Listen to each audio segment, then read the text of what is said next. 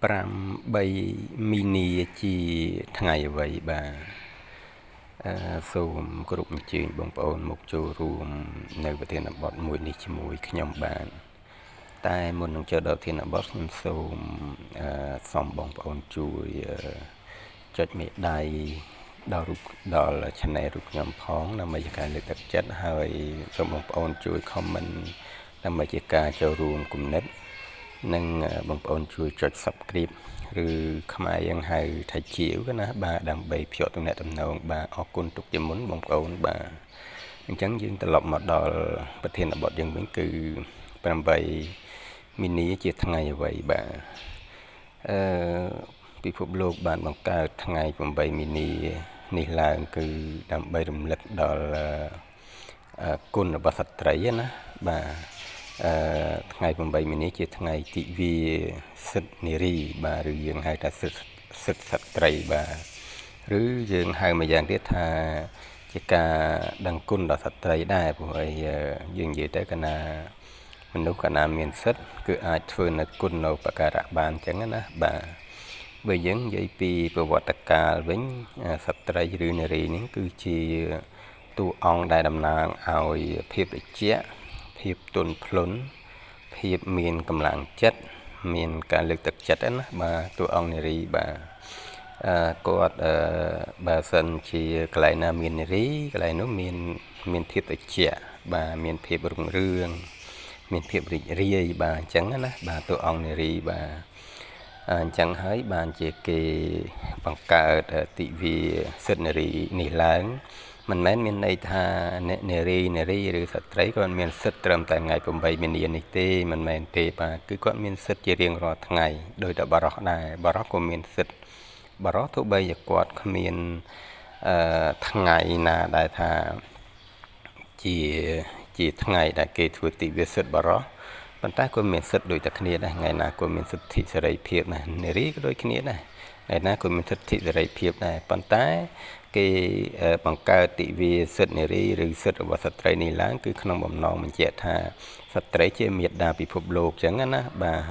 នារីជាមាតាពិភពលោកអញ្ចឹងទៅដោយសារនារីហ្នឹងពោពេញទៅដោយភាពទន់ភ្លន់ភាពត្រជាក់ភាពការបោសអែលកើតទុកឬមួយក៏បរាជ័យអី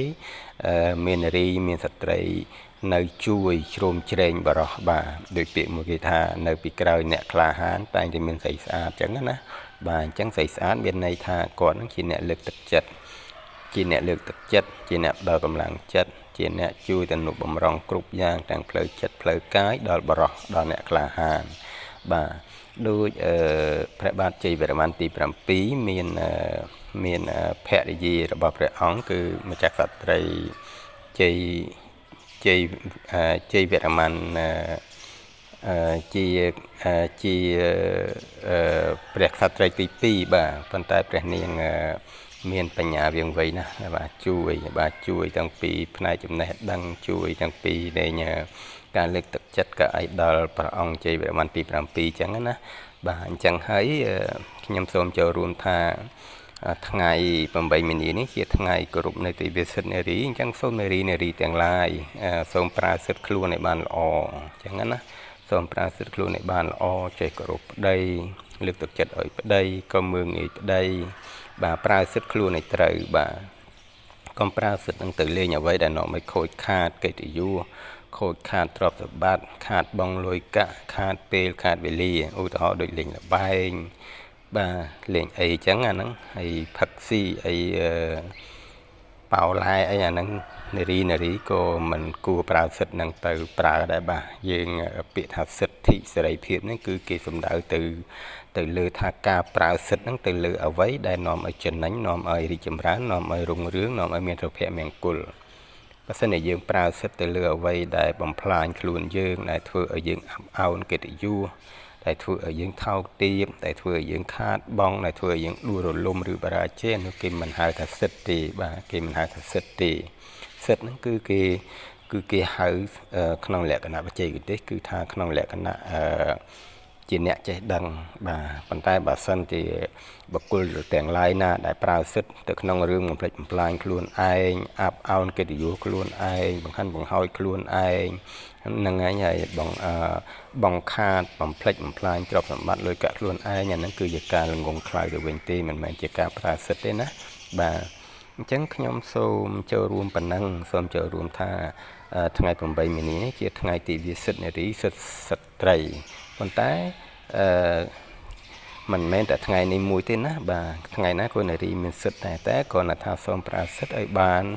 ជាប្រយោជន៍ឲ្យបានជាប្រយោជន៍រីកចម្រើននិងរុងរឿងនិងសុភមង្គលបាទអរគុណ